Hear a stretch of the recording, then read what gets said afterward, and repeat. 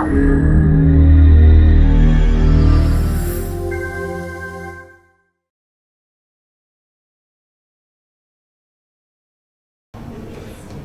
we're ready to get going.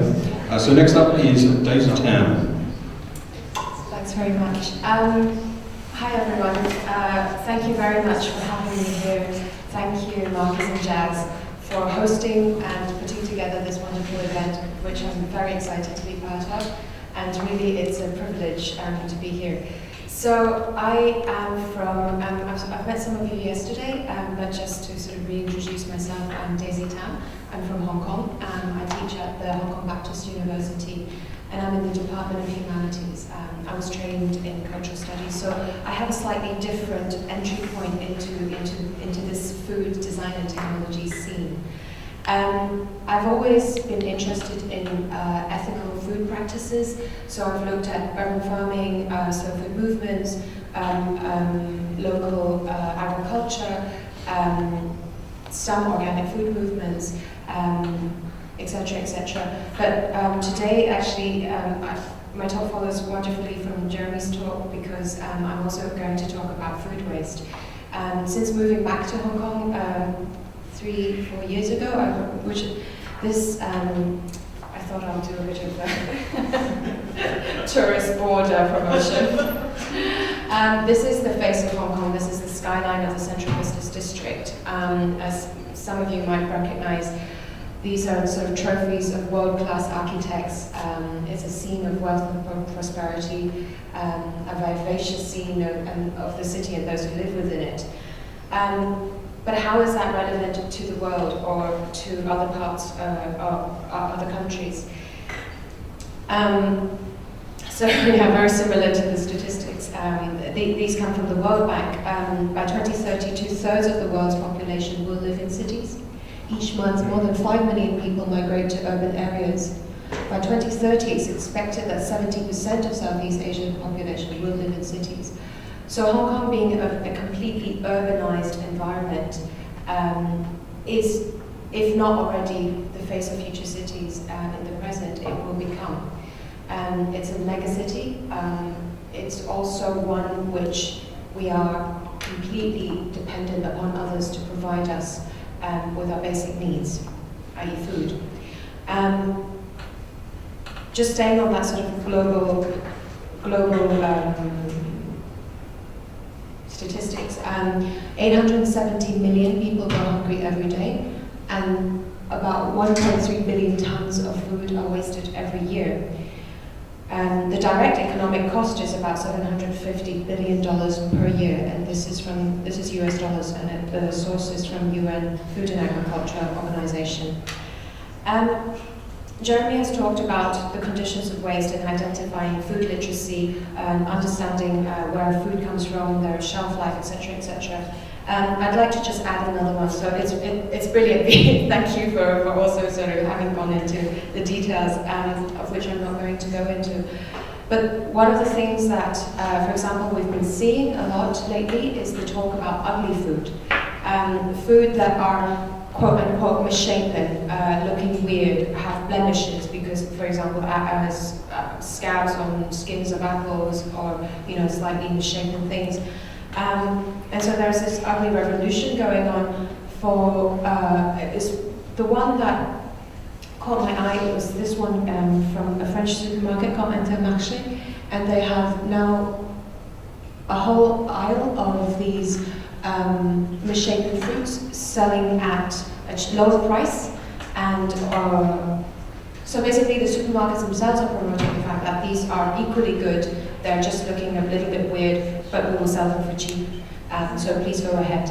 Now, a lot of people are saying that this is a great thing, and I don't necessarily completely disagree with that, but I think this is what, in Hong Kong, or in Chinese, we have an expression saying that the God and the ghost are both you. Or in this case, this is the pharmacon, the poison and the cure, because of course mass distribution outlets, such as supermarkets, are the one who upheld these ridiculous aesthetic standards in the first place. They are the ones who say we only accept apples that are 2/3 red and 1/3 green and look a certain shape and fit a certain box, right? So they've set the standards, they've held aesthetic, they've created with their buying power, created ridiculous aesthetic standards, and now kind of going back on themselves a little bit to say that ugly fruit and veg are equally good. So, I mean, give and take, poison and the cure. So what's the situation in Hong Kong? The Hong Kong likes to boast of many things, being the first of many things. And they are also a winner in this case because we have, compared to other metropolitan megacities, such as Taipei, Seoul, and Metro Tokyo, we produce the highest amount of domestic waste. Daily domestic waste generation rates per capita is 1.36 kilos in Hong Kong, compared to 0.77 kilograms in Metro Tokyo. When we talk about hunger, we always think about far-off countries, third world developing economies where images of hunger looks like this. Hong Kong also has a lot of people who are living below the poverty line, who suffers from hunger and malnutrition. And I think the fact that urbanized environments have increasing amounts of hungry people is something that we need to address. And that's why I'm sort of bridging and looking at the link between food waste and hunger, specifically in urbanized environment. Hong Kong, again, as one of the a pilot, if you like, or an example of sort of global cities, is that we also have one of the highest Gini indexes. The difference between the richest and the poorest is very big, and we have a very small welfare system. So the poverty line for one person is about 3,000 Hong Kong dollars per month, which translates into, if you were to talk about eating on the bread line, it's about $30 Hong Kong, which is less than $4 Australian for 3 meals a day. That's the sort of bread line at the moment in Hong Kong. 1 in 5 people in Hong Kong live in poverty. There are over 1,000 homeless people, 100,000 people live in cage homes, rooftops, but more and more cage homes are being replaced by shared housing, but shared is subdivided housing, but in very poor conditions. It's usually a room, you barely have a space for a bed, and that's it. Some of them, well, actually a lot of them don't have windows, and living conditions are terrible, it's very expensive. 1 in 3 seniors struggle to meet their basic nutritional needs, and 1 in 4 children do not get 3 meals a day. So hunger is a very close and immediate problem, and a very urgent problem that even a rich city like Hong Kong has to address and face. It's not so far as, another continent. It's not true at all. So really this project, what I'm talking about, or what I'm hoping to do, is addressing food security, by which the WHO defines as when all people at all times have access to a sufficient, safe, nutritious food to maintain a healthy and active life. So in the sense that nutrition or malnutrition, undernutrition or hunger doesn't look like a very skinny child, as I showed a couple of images back. Doesn't necessarily mean that if you are feeling full, that you have that nutritional value to take you through the day. So I set my students a challenge to say, if you want to talk about hunger, try eating on the bread line. So the first thing they did was to run off to all the bakeries and buy lots of bread, and they ate bread or instant noodles. A cheaper brand is the Indonesian brand compared to the Japanese one. And what they found was that, of course, despite the fact that they felt full, they didn't have enough concentration, they didn't have enough physical power to take them through the day's activities. So they realized that the idea of food security is not just about feeling full or stopping hunger pangs, it's also about having that ability and capacity and the energy to take you through your day. So also in terms of Hong Kong, I said it is, we are hugely dependent on others providing our everyday needs. We import over 95% of our food. We no longer have we don't produce any beef. We have a very small amount of poultry left. We import over 95% of our vegetables, despite the fact that we do have land written up for agriculture, reserved for agriculture, but only 7 square kilometers of the land is actually being actively farmed. I mean, these are tiny pieces of land, and it's not enough. It's very labor intensive because it's so small. We can't really use any machinery, so it's very labor intensive and it's hard work. It doesn't pay off very well, etc., etc. And so these are kind of very interesting movements and a very dedicated group of people, and it's gaining momentum, but it's nowhere near where we can begin to even think about reducing our dependency on others and imported food. So Hong Kong is not food secure. This is a joke. I don't know if you've seen this film. This is Soylent Green. It's a science fiction from the 70s, and basically this is their idea of future food, space food, pills and all this. But spoiler alert. Spoiler alert. Don't give it away? Oh, okay, well, it's a good film, so it's worth watching. Anyway, you don't really know what it's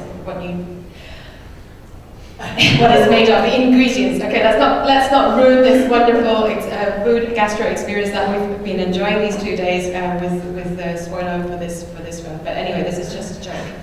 So the idea is that when I think about ethical food systems, when I think about the future of urbanized environments and the increasing population, a lot of people are arguing, and certainly it's not something that we need to ignore, is how to increase the productivity of our agriculture in order to feed the increasing global population and global urban population. And of course that's all true, but just given the fact that we are wasting so much, the food recovery bit is important. And I think if we were to sort of begin identifying this and reducing the amount of food waste, and by which I mean recoverable food waste, so again I'm not talking about composting in this project, we'll be able to sort of increase our food security, increase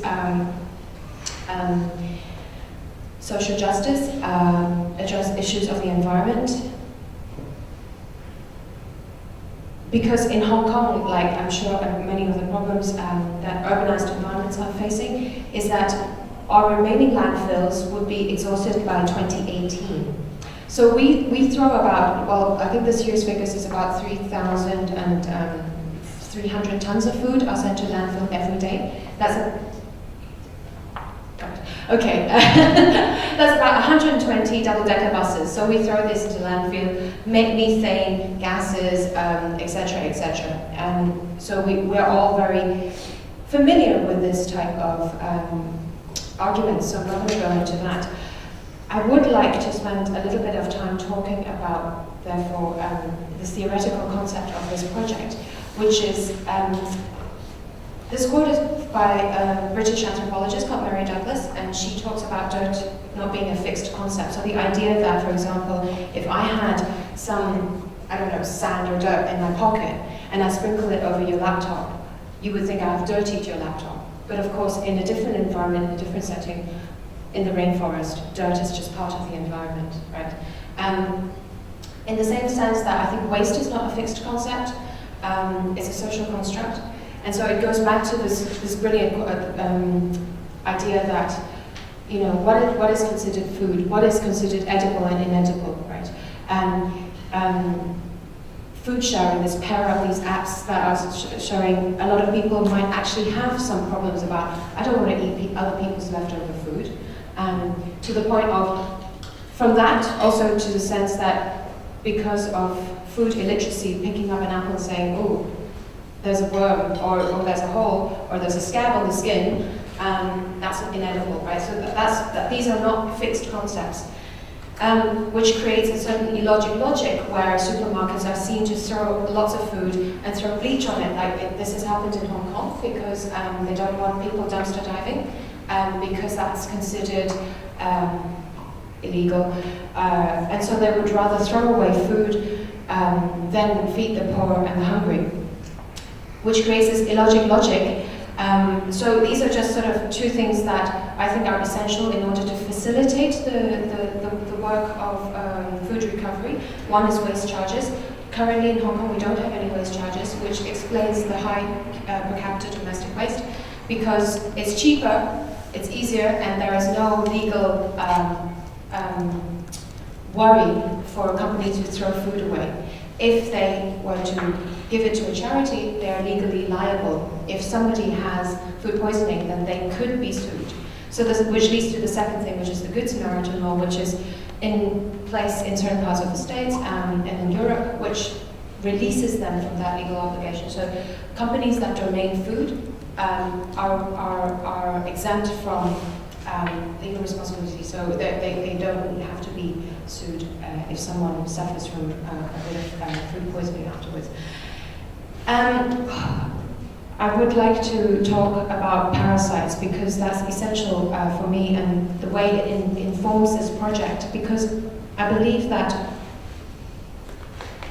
when we talk about ethical food systems or ethics, it's not so much just a trademark of fair trade or organic. As we all know, we can also buy, in Hong Kong, I can buy organic vegetables flown in from Chile, but that addresses only one part of the problem and not the whole system. The idea of parasitic ethics, which is something that I've been working on more on the sort of theoretical side, is I borrow the idea from Michel Serres, a French philosopher, who returns our understanding of parasites to its etymological understanding. Parasitos, which means the being that eats alongside, doesn't carry with it that hugely negative connotation that we understand in contemporary use of the word. So a parasite is seen conventionally as one that takes from the other. The guest is eating off the plate of the host without giving anything back in return. Therefore, it's considered negative, therefore it's considered something that we need to control and stop. And understand that metaphorically in terms of food recovery or food waste. The idea that dumpster divers are kind of parasites because they eat off the leftovers of others, right? Or the fact that I worked in a market for a very long time when I was doing my field work, and at the end of the day, what traders do is that we trade our leftover goods. So it kind of works with an official economy where we don't pay, obviously, the official price for food, but whatever's left over, I sold apples for about 5 years. I had friends in the bakery, so whatever juice I had left from the juices, I would rebottle, and then I'd give to my friends who are bakers, and they will then, in return, give me back some leftover bread, and that goes on. And there's so whole alternative economy. And this economy is not official in the sense that we don't trade in the mainstream market prices, but it's no longer entirely clandestine either. One could argue that we are parasiting off the farmers because we are not trading something that we produced ourselves, and maybe could be considered maybe thieves in a way. But Serres' idea of a general parasitism is that if you look at the bigger picture, so yeah, okay, I take from the farmer, I trade something with my friends, and I get something in return and not necessarily benefit the farmer. But what we do is create a system of support. So where information and exchanges can be used. The market is very dependent, each trader is very dependent on the next. We depend on each other on creating a good atmosphere of the market so that the customers can come. We create alliances where we would fight against the board of trustees for not changing too much the spirit of the market, and people come for that. Elsewhere, I've sort of drawn a whole kind of network of dependencies. So these friends that you were talking about, Seth, I think that would be great. I would use parasites because I don't think parasites are bad. I think we are all parasites. All relationships are parasitic. The idea of a general parasitism is that we do not only look at one pairing. So we don't only look at individual exchanges, isolated pairs where one is only seen to be taken from another's plate, but we look at it more in an ecosystem, the bigger picture, where at each level of exchange, the host could be a guest at the same time. At every level of exchange, this relationship, this role of host and guest, could be inverted, or we could be playing that multiple role all at the same time. These are networks of interdependencies, an ecosystem, if you like, of not just in the environment, but also social relations. And I think the understanding for me of ethics is something that works more in line with Michel Serres' idea of general parasitism. So he says there is no system without parasites. The basic vocabulary of the science parasitology comes from ancient common customs and habits that the earliest monuments of our culture tell of them, and we still see them, at least in part: hospitality, conviviality, table manners, hostelry, general relations with strangers. So I will finish. I haven't even talked about mine. So the idea is that these are not, it's not just a metaphor. I could go on for ages, but I won't. But the idea is how do we deal with the differences in that sense. So towards parasitic ethics is the kind of theoretical paradigm that I'm driving this final Oberkreuz system diagram that we are hoping to build. So the idea is that we are helping facilitate food rescue NGOs to pick up food, leftover food from distribution outlets in Hong Kong. Right now, the problem with food rescue is a logistical issue, so we're using technology. Right now we need to sign up to then go to several bakeries in one area, because the window to pick up leftover food is only between 9 p.m. and 9:30, which is when the bakery closes and when the staff leave. So it's very dispersed. And the information is not relayed to the volunteer in time. We're hoping to build a platform where the donor and the volunteers can be registered in the system, and the food NGOs as well, so that information of surplus food can be registered, can be geolocated in real time, so that we could make use of the off time of someone who's sort of walking along the way. Oh, I find myself in Central, I've got an hour to spare. Oh, look, I can pick up some bread, I can drop it off at its collection point because I'm in the area, I'm in the vicinity. And all of this would be using an open API and being encrypted in a way so that the database could be open, so that the idea and the practice of collecting surplus food is also shared, the knowledge is also shared amongst other fellow NGOs, which is not the case in Hong Kong, and we do not have these apps at all facilitating the recovery of surplus food. So I'm happy to talk about it in another time, but I'll stop here because I've really gone on. So thank you very much.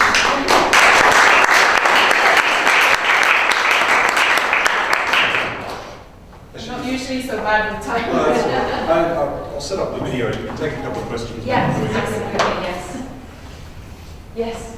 Have you looked at engaging with that last point with the, I guess, the closed window 9 to 9:30 gap where you can only pick up in that time? Have you looked at engaging the lower socioeconomic kind of crowds that are perhaps less advantaged than others to engage in that, and kind of looking at it more as a social engagement platform where you can say, you can have these volunteer representatives that aren't necessarily just walking through the zone, but actually base themselves as homeless in that area, as representatives to be there to collect trolleys with all that kind of stuff and hold the food. Yeah, we're looking into that.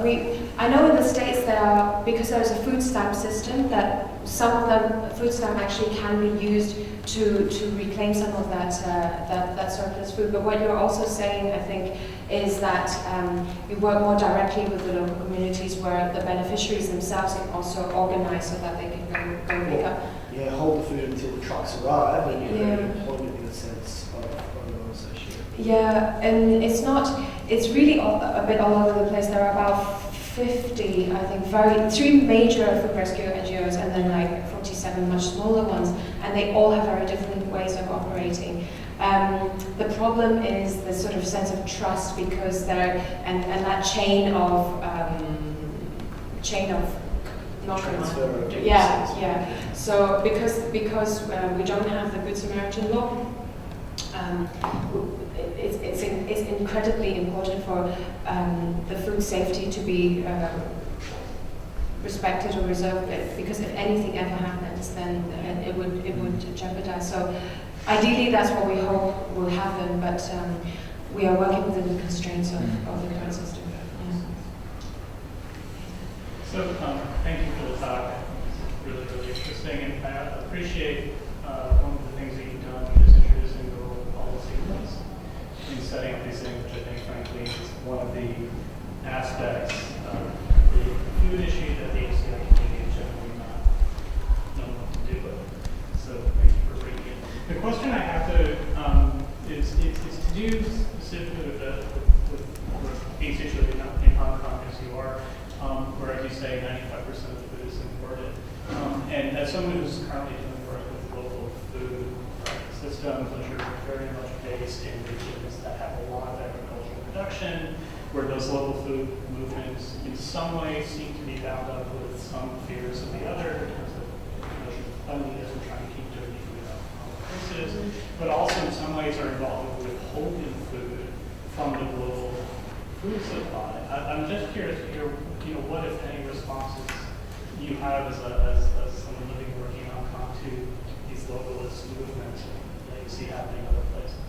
Can you say, like, when you say withholding food, do you mean the sort of producers? Yeah, I mean, that's part of what is implicated in local food systems, is that food is being produced and then consumed in the region, and therefore is not offered right to global food networks. Right. Yeah, but I mean, specifically to Hong Kong, we're not even on that scale, right? Because we produce so little. Right. We really produce so little, But I guess my question is this, though. So if we go with the assumption that Hong Kong is always going to be a net importer of food, right? I'm curious to hear your response to these localist movements that are largely happening in places that are net or could be net exporters. And I'm curious in particular about your topic, does your notion of parasitic parasitism have anything to say about that relationship? Okay, let me see if I understand this correctly. I think that there are lots of local movements that are building momentum, and I think that actually within the community, it could be done in a way where there will be it would make sense for people to share their extra lettuce or whatnot. I think that could become a very powerful urban movement that also helps regenerate the community.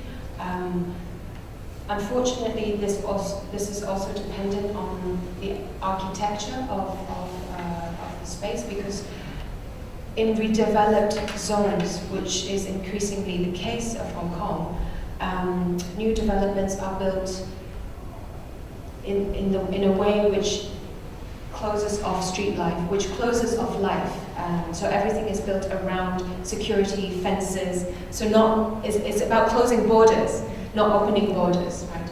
So the metaphorical, in a way, if I were to borrow that sort of the idea of parasitism and borders is that these physical borders have a way of constructing, or at least doesn't facilitate the building of communities and the building of relationships and the facilitation of these interdependencies on each other, because everything is so fortified. So I guess that we can talk more about that after. Thank you.